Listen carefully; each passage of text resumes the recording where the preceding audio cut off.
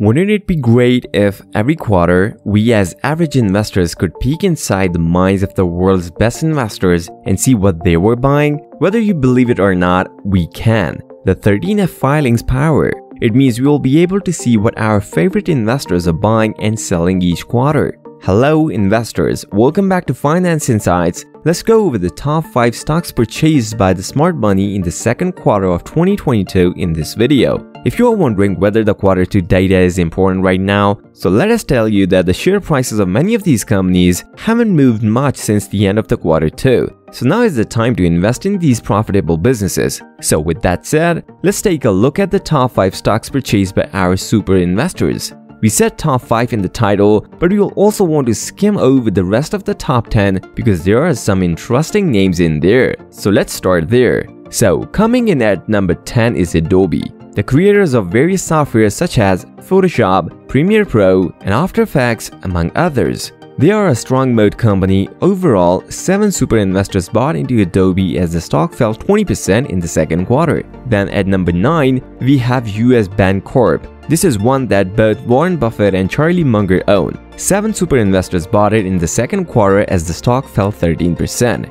Then at number 8, there's Netflix, another strong mode company with 7 super investors buying in.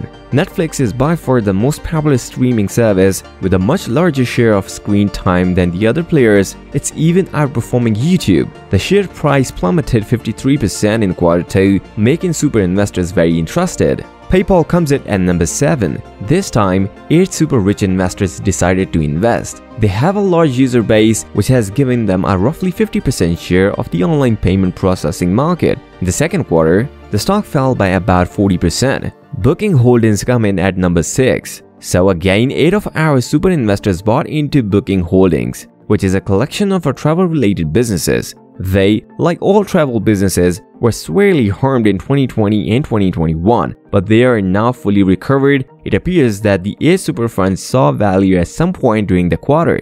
Now it's time for the top 5. Disney comes in at number 5. Following a 31% drop in the stock price in quarter 2, 10 super investors decided to buy into Disney. What the super investors see here is simply a long-term mispricing. Because while their earnings are still a long way from returning to pre-2020 levels, investors have had a lot more reasons to be optimistic in recent months. Admissions revenue more than doubled year over year, resulting in a significant increase in operating income for their parks, experiences, and product segment from $356 million in quarter 2 2021 to $2.2 billion in quarter 2 this year. They also have 15 million new Disney Plus subscribers, and price increases are on the way. Disney Plus has intentionally undercut Netflix in order to gain as many subscribers and thus market share as possible. They have reached critical mass or market share of 150 million subscribers and can now focus on increasing average revenue per user to turn their streaming efforts profitable. With the stock dropping 31% in quarter 2, it has attracted many of these long-term investors. This is now Disney. Number 4 is Microsoft. Yet another large mode company. Microsoft, of course, has a strong and diverse switching mode as a result of their entire software suite. Take a look at all of their different software products and services. As you can see, many of them has shown consistent growth in all areas, particularly their cloud offerings. So, once again, 10 super investors bought into Microsoft in quarter 2. Despite the stock falling 17% during the quarter, this is yet another example of a super investors simply taking advantage of the market sell-off to acquire a high-quality business. Growth in revenue,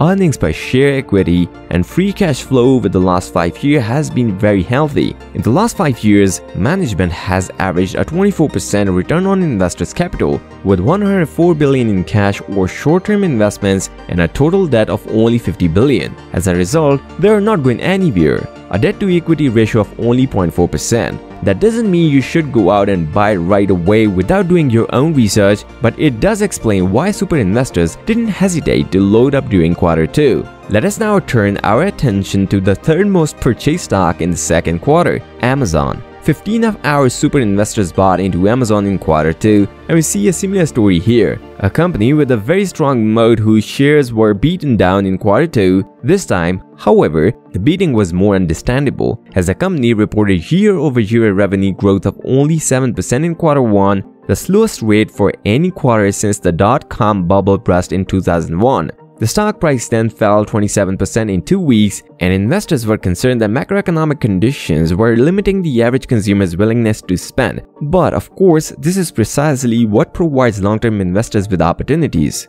Meta is, of course, ranked second. Meta is a fascinating character. In quarter 2, 17 of our super investors purchased it. The share price dropped by roughly 30% and the stock has yet to fully recover. This is due to a number of factors, including Apple and Google's restriction on data tracking for advertising, as well as macroeconomic conditions affecting big advertisers' budget and massive investments in Metaverse development. Meta suffers a $2.8 billion loss from their Reality Labs unit in quarter 2 alone, so it's not insignificant. But here's the thing, and it's why Meta is so high on this list. Why would a long-term investor to be concerned about the macroeconomic environment over the next year or two? But keep in mind that the vast majority of the money in the market is focused on the short term, which is exactly how we as a long-term investors get these large mispricing in solid businesses. Meta has a very strong track record of growth in ROIC, but they also have a $12.7 billion in straight-up cash, $28 billion into short-term securities, and zero long-term debt. It's difficult to get into trouble when you have a cash and don't owe anyone anything, so it's no surprise that super investors jumped on this one. That being said, let us move on. The number 1, Google was the most purchased stock by our super investors in quarter 2 2022. In quarter 2,